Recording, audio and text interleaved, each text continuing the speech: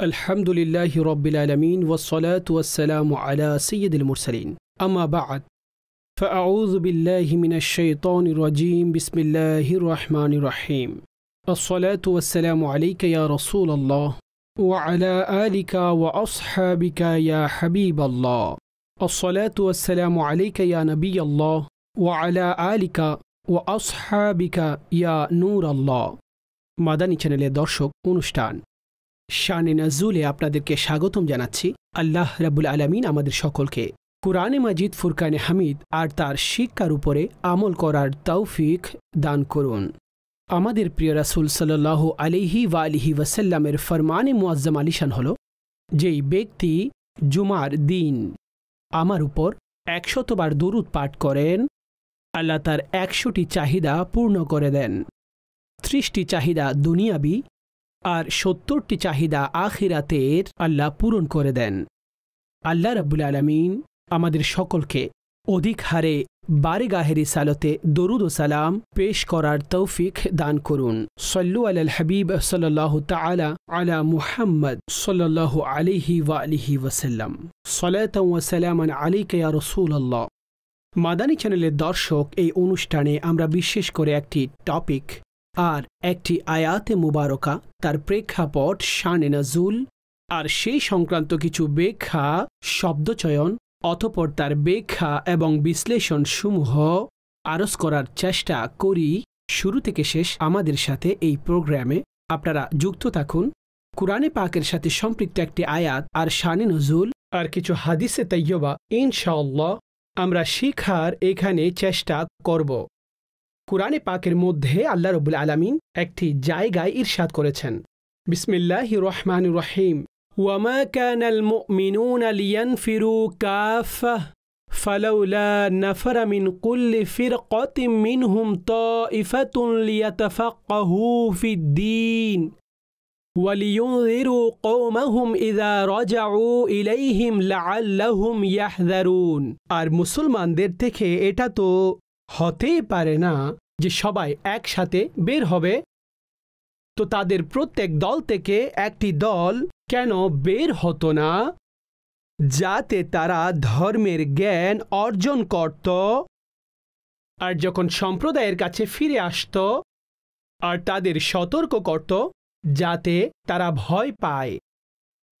এখানে ইরশাদ করা হয়েছে যে মুমিনদের জন্য, মুসলমানদের জন্য এমন তো হতে পারে না লিয়ানফিরু কাফাহ, যে একেবারে সবাই দিন শিকার জন্য আপন এলাকা, আপন ঘরবাড়ি, আপন বস্তি এগুলো ছেড়ে বের হয়ে যায়।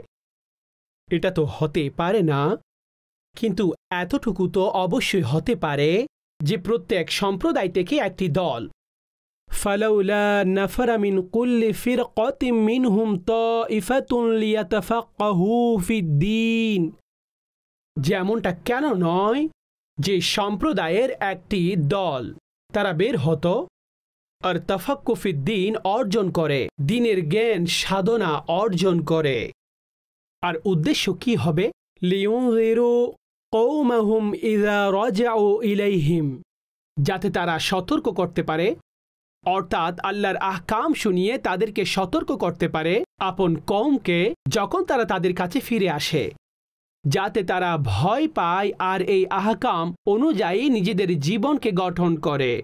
এই আয়াতে মুবারকার মধ্যে ইলমে দ্বীন শিকার জন্য বের হওয়া, চেষ্টা করা, যাওয়া আর তাদের একটি পরিপূর্ণ প্ল্যানিং বলে দেওয়া হয়েছে, বর্ণনা করে দেওয়া হয়েছে। মানুষের কষ্টকেও সামনে রেখে এই কথা স্পষ্ট করে দেওয়া হয়েছে এমন হতে পারবে না যে সম্প্রদায়ের সবাই বের হয়ে যাবে। এখন এটারও প্রেক্ষাপট রয়েছে। একটি ঘটনা হয়েছিল, এটার শানে নজুল বিভিন্ন তাফসিরের কিতাবসমূহের মধ্যে যেটা বর্ণনা করা হয়েছে তার মধ্যে একটি হচ্ছে যে একবার একটি গোত্রের লোক একেবারে সবাই মদিনায় চলে আসলেন। আর উদ্দেশ্য কি ছিল?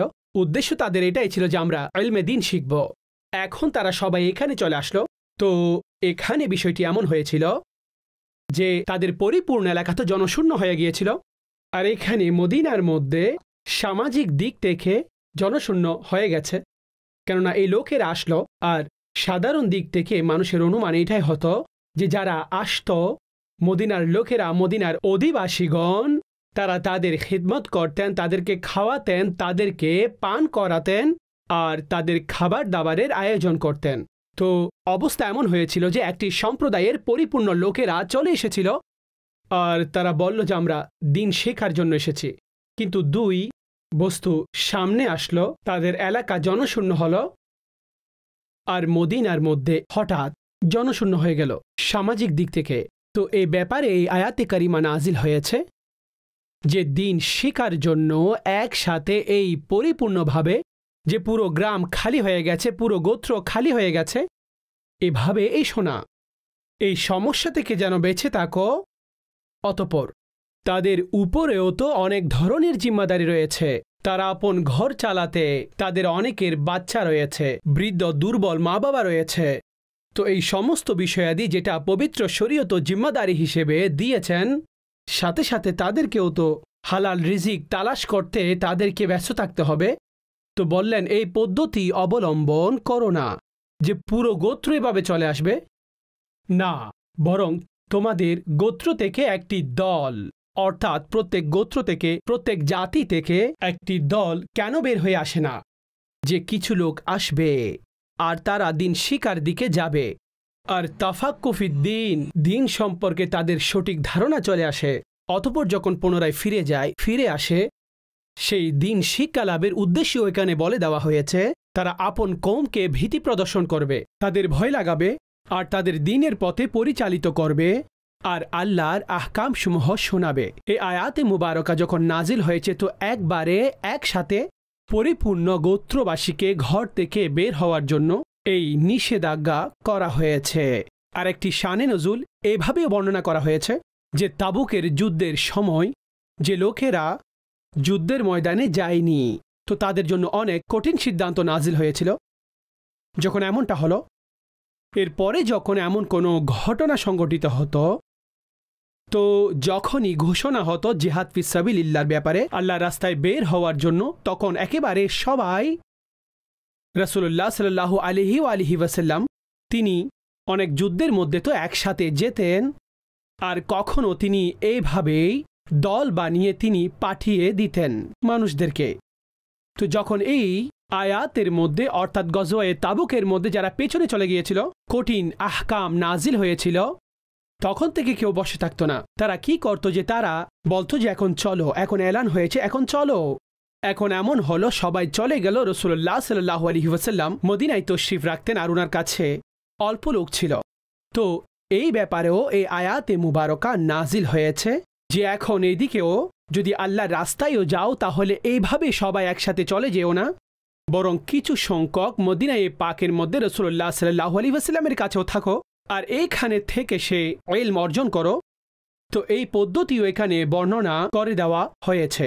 যেখানে হুকুম হতো যে পরিপূর্ণ বের হয়ে যাও, তখন পরিপূর্ণ বের হতো, আর যেখানে এমন হুকুম আসতো না, তো অতঃপর সেখানে বলে দেওয়া হয়েছে যে পরিপূর্ণ গোত্র এভাবে চলে যেও না, বরং কিছু সংখ্যক সেখানে মদিনার মধ্যেও থেকে যাও, তারা যেন রাসূলুল্লাহ সাল্লাল্লাহু আলাইহি ওয়াসাল্লামের বারেগাহে হাজির হয়ে যায়। তাতে সেই সময় শরীয়তের যে আহকামসমূহ নাজিল হচ্ছে, কুরআনের আয়াত নাজিল হচ্ছে, প্রিয় রাসূল সাল্লাল্লাহু আলাইহি ওয়াসাল্লাম যে শিক্ষাদান করছেন, সেই শিক্ষাসমূহও তোমাদের কাছে এবং অন্যান্যদের কাছেও যেন পৌঁছে আর গোত্রের যে সমস্ত লোক এখানে রয়েছে তারা শিখবে আর তাদেরকে শিখিয়ে দিন যারা গিয়েছেন তাদের।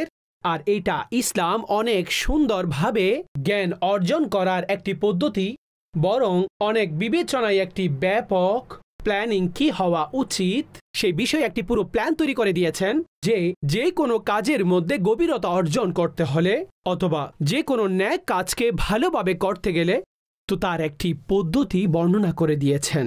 যদি সমস্ত লোক সেই দিকে ধাবিত হয়ে যায় তো জীবনের মধ্যে এইভাবেই পরিবর্তন এসে যাবে, জীবনের বিষয়াদি স্থগিত হয়ে থেকে যাবে, সেটা চলতে থাকবে, কিন্তু একসাথে গোত্র এই কাজ করতে থাকবে। অতঃপর একদিন এমন আসবে তারা এই জায়গায় দাঁড়িয়ে যাবেন আর তাদের পরবর্তী এই ধারাবাহিকতা চলতে থাকবে আর দ্বীনের পায়গাম সামনে অগ্রসর হতে থাকবে। আজ পর্যন্ত দুনিয়ার মধ্যে প্রত্যেক বিবেচনায় এই উসুলকে উত্তম মনে করা হয়ে থাকে এবং মানুষ তার উপর আমল করে আসছে, দিনই বিবেচনায় হোক কিংবা দুনিয়াবি বিবেচনায়, জাতীয় পর্যায়ের কোনো টেকনোলজি হলে কিংবা দিনই প্রতিষ্ঠান নির্মাণ কিংবা পরিচালনার বিবেচনায় হোক, সেখানে পাঠদানকার এবং শিক্ষা অর্জনকারীকে যদি আমরা দেখি, তো যাদের বিবেচনায় এমন হয় যে সামনে গিয়ে ভবিষ্যতে গিয়ে আমাদের অনেক কিছু করতে হবে, তারা এখন থেকে ভবিষ্যতের 10 বছর 15 বছর তারা প্ল্যানিং করতে থাকে, 50 বছর পরের প্ল্যানিং হচ্ছে, তো তার জন্য এখন থেকে ব্যবস্থাপনা পরিচালনা করতে হচ্ছে। তো এখন থেকে কিছু সতর্ক মানুষ, জ্ঞান সম্পন্ন ব্যক্তি, আমি বিশেষ করে দিনই কথা বলবো, তো মাদ্রাসার দিকে কিছু না কিছু এই উৎসাহ দেওয়া হয়ে থাকে। আপনার বাচ্চাদেরকে নিয়ে আসুন, তাদেরকে আপনারা মাদ্রাসার মধ্যে অ্যাডমিশন নিয়ে দিন, তারা আলেম হবে, অতঃপর তারা মুফতি হবে, অতঃপর ভবিষ্যতে ভালো কাজ করবে। তো এই পদ্ধতিতে দ্বীনের প্রতি উৎসাহমূলক কাজকর্ম এটা রাসূলুল্লাহ সাল্লাল্লাহু আলাইহি ওয়াসাল্লামের যুগ থেকে শুরু করে আজ পর্যন্ত অনুরূপভাবে আলহামদুলিল্লাহ চলে আসছে। মাদানী চ্যানেলের দর্শক, জ্ঞান শিখা আর জ্ঞানের জন্য সফর করা এটা অনেক প্রশংসনীয় আমল। আর জ্ঞান তো এমনিতেই অর্জন করা ফরজ। আর ইমাম ফখরুদ্দিন রাজি রাহমাতুল্লাহি তাআলা আলাইহি জ্ঞান অর্জন করার প্রয়োজনীয়তা কেন, তো তিনি যেখানে রওয়ায়াত জমা করেছেন আর সেগুলো বর্ণনা করেছেন, আর এই কথা সেখানে এই হাদিসে পাকও লিখেছেন যে তলাবুল ইলমি ফরিদাতুন আলা কুল্লি মুসলিমিন ওয়া মুসলিমাতিন, জ্ঞান অর্জন করা প্রত্যেক মুসলমান নরনারীর উপর ফরজ। আর একটি রওয়ায়াতে এটাও বলে দেওয়া হয়েছে জ্ঞান অর্জন করা এটা ফরজ। আর তার ব্যাখ্যায় এটা উল্লেখ করে দেওয়া হয়েছে ব্যক্তি হালাল হারাম আর আল্লাহর সীমারেখাগুলো জেনে নিবে। এই জ্ঞান অর্জন করা অবস্থা অনুযায়ী, সাধ্য অনুযায়ী ব্যক্তির জন্য জ্ঞান অর্জন করা এটা জরুরি হয়ে যায়। ইমাম ফখরুদ্দিন রাজি রহমতুল্লাহি তাআলা আলাইহি এটা লিখার পরে তিনি অনেক কথা উল্লেখ করেছেন যে ইলম অর্জন করা কেন প্রয়োজন। বলেছেন আল্লাহ আমাকে হুকুম দিয়েছেন আমি যেন আল্লাহর আনুগত্য করি, আল্লাহর অনুসরণ করি, আর সে আনুগত্য এবং অনুসরণ জ্ঞান ব্যতীত সম্ভব নয়।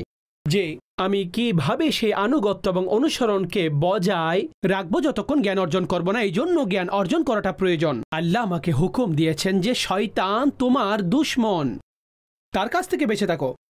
তো যখন শয়তানের হামলার জ্ঞান আমার কাছে থাকবে না, কোন কোন পদ্ধতিতে মানুষকে শয়তান ধোঁকা দেয়, তো তার কাছ থেকে কিভাবে বাঁচতে হবে, এই জন্য জ্ঞান অর্জন করো যাতে শয়তানের হামলা থেকে বেঁচে যাও। অতঃপর বললেন আল্লাহ আমাকে অর্থাৎ আমাদের মধ্যে সমস্ত ব্যক্তিকে হুকুম দিয়েছেন যে আল্লাহর নেয়ামতসমূহের উপরে শুকরিয়া আদায় করো। সেই শুকরিয়া কেমন, তার পদ্ধতি কেমন, যেন এমন কোনো বাক্য বের হয়ে না যায় যে আমি না শুকরির মধ্যে পড়ে আছি আর রবের নেয়ামত রহমত এত বেশি আমার কাছে রয়েছে। তো বললেন যে এটাও পরিপূর্ণ জ্ঞান, যদি এই জ্ঞান না থাকে তাহলে ব্যক্তি শুকরিয়া আদায় করতে পারবে না। এখানে তো অল্প কথা। অতঃপর বললেন হালাল হারাম, ব্যবসা, জীবনযাপন, যা কিছুই জীবনযাপনের জন্য অবলম্বন করে, তো প্রত্যেক ক্ষেত্রে তার জন্য জ্ঞান প্রয়োজন হবে। তো বললেন এই জন্য জ্ঞান অর্জন করা এটা অনেক গুরুত্বপূর্ণ আর জরুরি। আর এখানে ইলম দ্বারা উদ্দেশ্য করা হয়েছে ইলমে দ্বীন অর্জন করা। তাফসিরে রুহুল বয়ানের মধ্যে এই আয়াতের ব্যাপারে আরো বেশি ব্যাখ্যা করা হয়েছে। তো সেখানে এই কথা ইরশাদ করা হয়েছে যে 3 প্রকার জ্ঞান, ইলমে তাওহীদ, দ্বিতীয়ত ইলমে সির, আর তৃতীয় ইলমে শরীয়ত। এগুলো গুরুত্বপূর্ণ। ইলমে তাওহীদ অর্থাৎ ব্যক্তি এই কথা বুঝে যাবে, জেনে যাবে, তার জ্ঞান অর্জন করে নিবে যে আমার মাবুদ একজন, রব আজ্জা ওয়া জাল, তিনি একক, উনারই ইবাদত আমরা করে থাকি। আর ব্যক্তি এইভাবে শিরিক থেকে নিজে নিজেকে বাঁচিয়ে নিবে, এটাই হচ্ছে ইলমে তাওহীদ, যেটা রবের জাত আর সিফাত, তাতে অন্য কাউকে শরিক করবে না। আল্লাহ রাব্বুল আলামিন আপন জাত ও সিফাতে তিনি ওয়াহিদ, একক, লা শরীক, তিনি শুনেন, শোনার জন্য কানের মুখাপেক্ষী নন। আল্লাহ এগুলো থেকে পাক। তিনি দেখেন, দেখার জন্য চোখের মুখাপেক্ষী নন, তিনি এগুলো থেকে পাক। তিনি পরিবর্তন করেন, কিন্তু হাতের কিংবা অঙ্গের তিনি মুখাপেক্ষী নন, আর তিনি এই বস্তু থেকে পাক, মুনাজ্জা। আল্লাহর জন্য অঙ্গ, আল্লাহর জন্য দিকসমূহ, ডানে বামে উপর নিচে, আল্লাহ এই সমস্ত দিক থেকে, দিকসমূহ থেকেও তিনি পাক। তো এই কথা ইরশাদ করলেন, প্রথম জ্ঞান হচ্ছে ইলমে তাওহীদ। দ্বিতীয়ত তিনি বলেছেন ইলমে সির, অর্থাৎ এটার সম্পর্ক অন্তরের সাথে, এবং সেই সংক্রান্ত যত বিষয় রয়েছে সেগুলো শেখা ফরজ। অহংকার, লোক দেখানো, অহমিকা, হিংসা, লোভ, রাগ, এমন অনেক বড় বড় বিষয় রয়েছে যেগুলো বাতিনি অংশ। অন্তর সেই বিষয়গুলোতে রোগে আক্রান্ত হয়ে আছে, তারও জ্ঞান অর্জন করা এটা জরুরি, ফরজ। যে অনেক ব্যক্তি রিয়াকারিতে পড়ে যায়, তখন এতটা শাস্তি। অহংকার, জাহান্নাম হলো শাস্তি। আর অনেক বিষয় যার সম্পর্ক অন্তরের সাথে, আমরা কোনো প্রমাণ ছাড়া কারো প্রতি কোনো আপত্তি উত্থাপন করতে পারি না, কিন্তু প্রত্যেক ব্যক্তিকে শিখতে হবে যে সে যেন অহংকারে পড়ে না যায়। এতে এই বিষয় তো পড়ে যায়নি, এগুলো বাতিনি কাজ, এগুলোর নিদর্শন থাকা। আপনারা তার অনুমানিক কথা থেকে বুঝে নিন যে কিবলা শেখে তরিকাত আমির আহলে সুন্নাত দামাত বরকাতুমুল আলিয়া মাদানী মুজাকেরার মধ্যে এই বিষয়ে অসংখ্য কথা বলেছেন, অধিক এই জ্ঞানের উপর কথা বলেছেন। তৃতীয় প্রকার জ্ঞান ইলমে শরিয়ত। ইলমে শরিয়ত, আমরা শরী দিক থেকে আমরা মুকাল্লাফ, যে জিনিস আমাদের উপর ওয়াজিব, ফরজ এবং যেগুলো করাটা জরুরি কিংবা যেগুলো থেকে বাঁচা জরুরি, সেগুলোর ইলম রয়েছে। এতে হালাল, হারাম, ফরজ, ওয়াজিব, এই সব কিছুর ডিটেলস তা এই জ্ঞানের মধ্যে।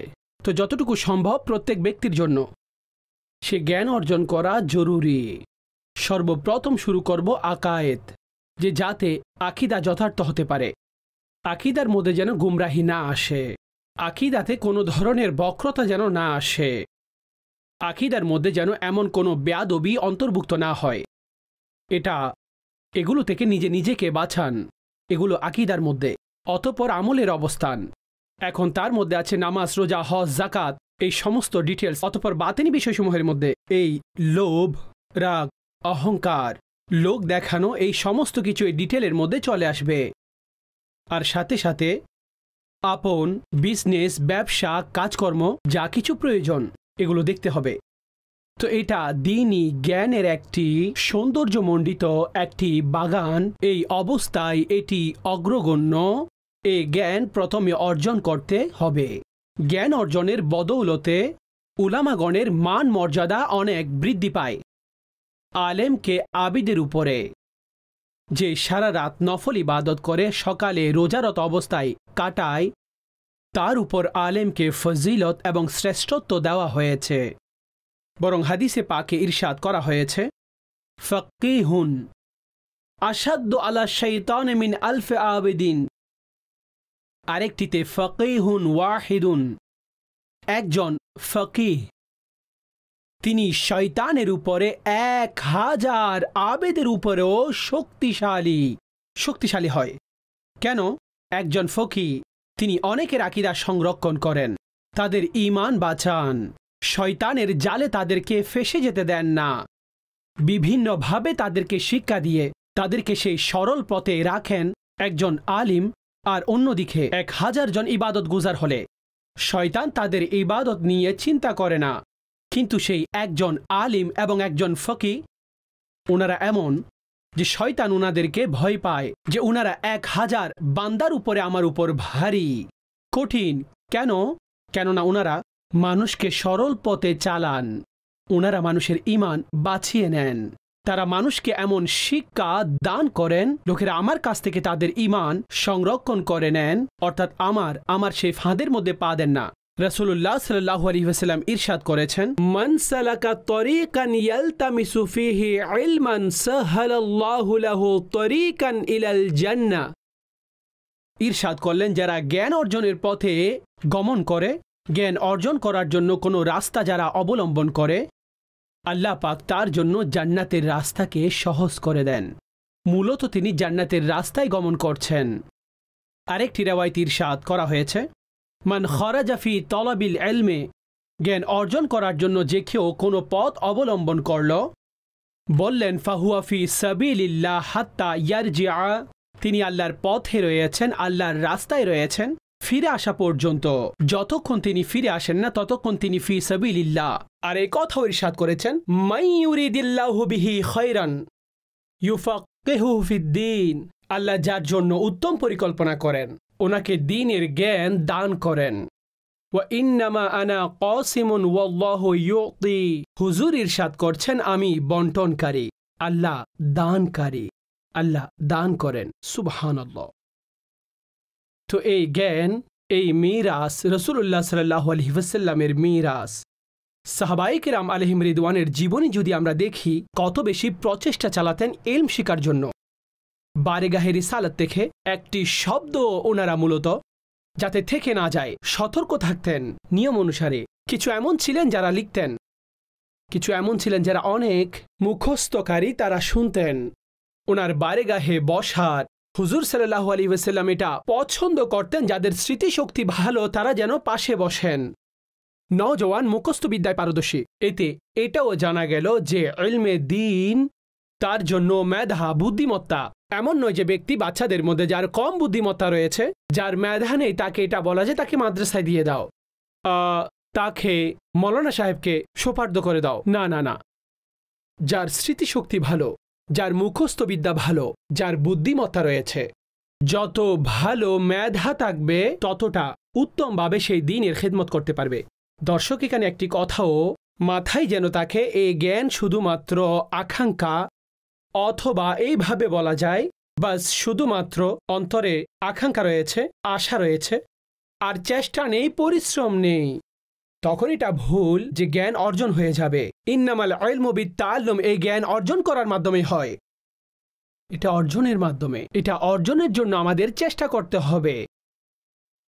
যখন আমাদের প্রচেষ্টা যুক্ত হবে না, সময় রয়েছে, এতে ত্যাগও রয়েছে, কষ্টও আসবে, সমস্যাও আসবে, কষ্টও আসবে, সম্পদের দিক থেকে কমতি, এই ধরনের কমতিও চলে আসবে, এতে এই বিষয়গুলো আসবে। কখনো রোগাক্রান্ত হবেন, কখনো মানুষের বিভিন্ন রকম কিছু অপমানও সামনে আসতে পারে, কিন্তু তার নিজের হিম্মত যথাযথ রেখে ইলমের দিকে, ইলম অর্জনের দিকে অগ্রসর হতে হবে। যখন এই বিষয়গুলো মোকাবেলা করতে পারবেন তখন একটি অবস্থানে পৌঁছে যাবেন। কোনো ব্যক্তি যদি এইভাবে চিন্তা করে নেয়, অন্তরের মধ্যে যদি এই আকাঙ্ক্ষা তাকে আমি অনেক বড় আলেম হয়ে যাব, আলেমে দ্বীন হয়ে যাব, এমনটা হবে না। শিখতে হবে নিয়ম করে। হযরতে সাহাবায়ে কেরাম আলাইহিম রিদওয়ানের জীবনীসমূহ যদি দেখেন, অনেকে নিজের জীবনকে এভাবে পরিপূর্ণভাবে কাটিয়ে দিয়েছেন। খাওয়া দাওয়ার কারণে হযরতে সাইয়্যিদুনা আবু হুরায়রা রাদিয়াল্লাহু তাআলা আনহু, আজ যখন ওনার বর্ণনার ব্যাপারে আমরা কথা বলি, যে সমস্ত রিওয়ায়াত ওনার থেকে বর্ণিত সবচেয়ে বেশি বর্ণনা, কিন্তু ওনার জীবনী আগে তো পড়ুন।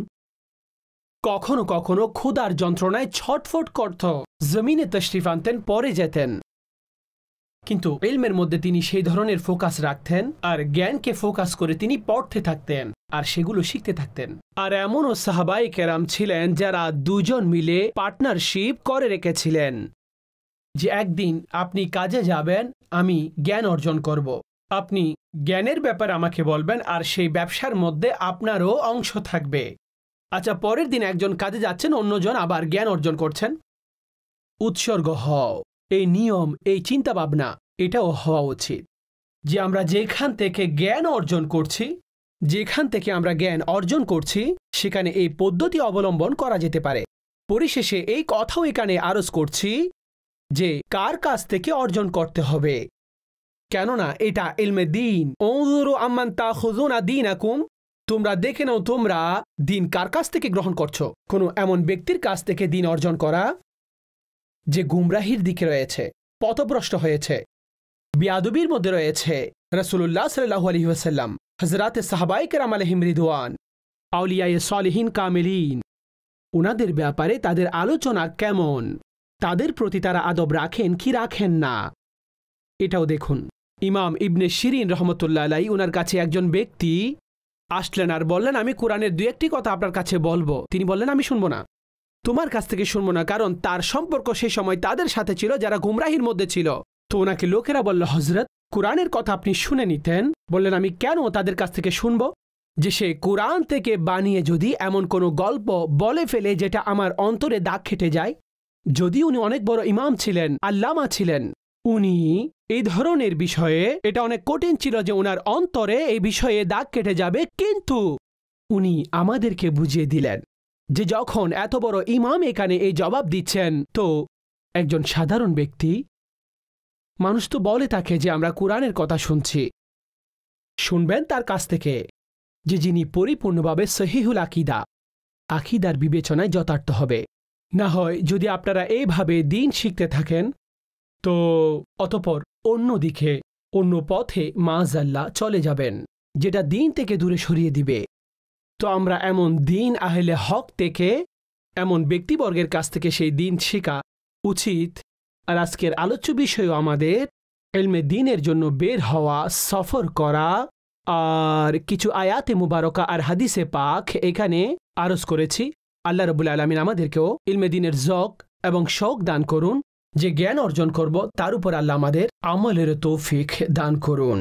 আমিন বিজাহিন নবীল আমিন সাল্লাল্লাহু আলাইহি ওয়া আলিহি ওয়াসাল্লাম।